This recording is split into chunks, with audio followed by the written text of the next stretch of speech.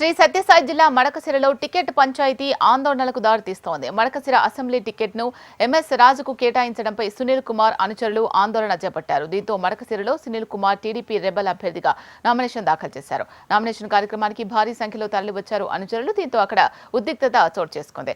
టీడీపీకి వ్యతిరేకంగా సునీల్ కుమార్ అనుచరులు నినాదాలు చేశారు.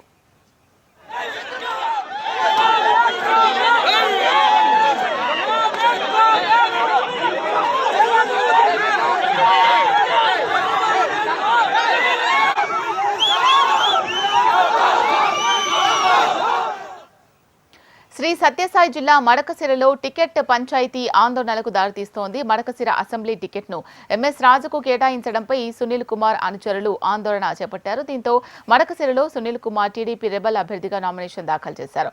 నామినేషన్ కార్యక్రమానికి భారీ సంఖ్యలో తరలివచ్చారు అనుచరులు. దీంతో అక్కడ ఉద్రిక్తత చోటు చేసుకుంది. టీడీపీకి వ్యతిరేకంగా సునీల్ కుమార్ అనుచరులు నినాదాలు చేశారు. దీనికి సంబంధించి మరింత సమాచారం మా ప్రతినిధి ప్రవీణ్ అందిస్తారు. ప్రవీణ్, ప్రస్తుతం ఏంటి అక్కడ పరిస్థితి?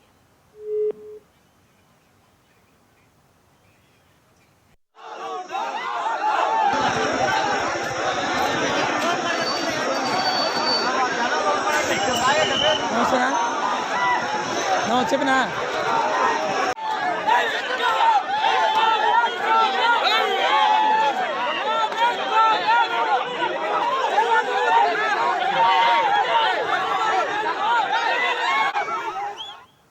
శ్రీ సత్యసాయి జిల్లా మడకశిరలో టికెట్ పంచాయతీ ఆందోళనలకు దారితీస్తోంది.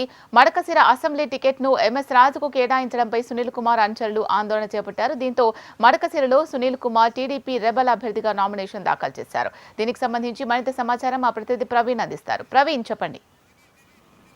మడకశిరలో రెండు వర్గాల మధ్య ఆందోళన ఉద్రిక్తతకు దారితీసింది. ఏదైతే నిన్నటి వరకు సునీల్ కుమార్ టీడీపీ అభ్యర్థిగా అనౌన్స్ చేసి ప్రచారం చేసుకుంటంలో తాజాగా నిన్న ఎంఎస్ రాజుకు బీఫార్మ్ ఇవ్వడం పైన సునీల్ కుమార్ అనుచరులు ఆందోళనకు దిగారు. ఇవాళ ఉదయం ఎంఎస్ రాజు నామినేషన్ వేశారని చెప్పి మడకశిర ఆర్ఓ కార్యాలయం కోసం తెలుసుకున్నటువంటి స్థానికులు పెద్ద ఎత్తున అక్కడికి చేరుకున్నారు. వేల మంది ఆర్ఓ కార్యాలయం ముందుకి చేరుకొని నిరసన తెలిపారు. ఏదైతే స్థానికులు ముద్దు స్థానికేతరులు వద్దు అంటూ కూడా ఆందోళనకు దిగిన పరిస్థితి. సునీల్ కుమార్ ఇవాళ రెబల్ అభ్యర్థిగా నామినేషన్ కూడా దాఖలు చేయడం జరిగింది. ఏదైతే మడకశిరలో ముందు నుంచి కూడా మాజీ ఎమ్మెల్సీ గుండుమల తిప్పేశాము, అదేవిధంగా మాజీ ఎమ్మెల్యే ఈరన్న వర్గంగా రెండు వర్గాలుగా టీడీపీ కొనసాగుతూ వచ్చింది. తొలి జాబితాలో సునీల్ కుమార్ ను టీడీపీ ఏదైతే మాజీ ఎమ్మెల్యే ఈరన్న తనయుడు సునీల్ కుమార్ ను అభ్యర్థిగా ప్రకటించారు. అయితే అప్పటి నుంచి కూడా ఎమ్మెల్సీ వర్గం కొంచెం దూరంగా ఉంటూ వస్తుంది. అభ్యర్థి మార్పు ఉంటుందని చెప్పి కూడా ముందు నుంచి చెప్తున్న తరంలో ఎమ్మెల్సీ